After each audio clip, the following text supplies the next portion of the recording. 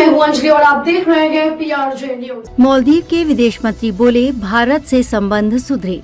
कहा, दोनों देशों में गलतफहमियां दूर हुई। राष्ट्रपति मोइजू जल्द भारत दौरे पर आएंगे। मालदीव के विदेश मंत्री मूसा जमीर ने भारत के संबंधों में सुधार आने की बात कही है। मूसा ने कहा कि दोनों देशों के बीच आई गलतफहमियों को सुलझा लिया गया है।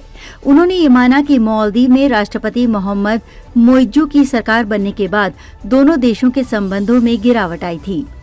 मूसा ने कहा कि मोइजू की भारत से मालदीव से सैनिकों को हटाने की मांग के संबंध में संबंध ठीक नहीं थे। मूसा ने ये बयान शुक्रवार को द एडिशन अखबार से बात करते हुए अपनी श्रीलंका यात्रा के दौरान दिया।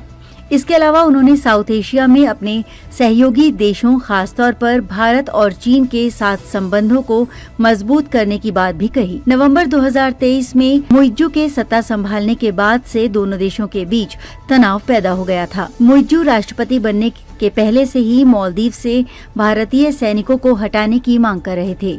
45 साल के मोइजू ने चुनाव में भारत समर्थक मोहम्मद सोलिह को हराया था। मोइजू ने कहा था कि अगर भारत अपनी सेना को नहीं हटाएगा तो ये मालदीव के लोगों की लोकतांत्रिक आजादी का अपमान होगा। मोइजू ने भारतीय सैनिकों की मौजूदगी को मालदीव में लोकतंत्र के भविष्य के लिए खतरा भी बताया है।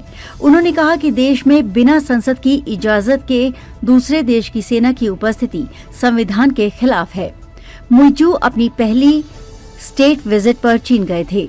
इसके पहले मालदीव का हर राष्ट्रपति पहला दौरा भारत का ही करता आया है। मोइजू जल्द ही भारत की पहली आधिकारिक यात्रा पर आने वाले हैं। मोइजू के प्रवक्ता ने 10 सितंबर को इसकी जानकारी दी है। हालांकि इसकी तारीख अभी तय नहीं हुई है। इससे पहले मोइजू 9 जून को प्रधानमंत्री मोदी के शपथ ग्रहण में शामिल होने के लिए भारत आए थे। बिजनेस टुडे की रिपोर्ट के मुताबिक भारत ने मालदीव की आर्थिक मदद की पेशकश की है।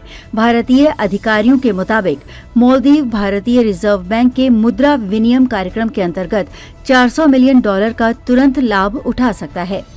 ये कार्यक्रम क्षेत्रीय देशों को सहायता उपलब्ध कराता है। मालदीव में राष्ट्रपति पद संभालने के बाद से ही मोइजू ने देश में चीन को लाभ पहुंचाने वाली नीतियों को लागू करना शुरू किया। खबरों में अब तक ये बस इतना ही। मिलते हैं फिर ऐसी ही बड़ी खबर के साथ। तब तक ये नमस्कार और देखते रहिए PRJ न्यूज।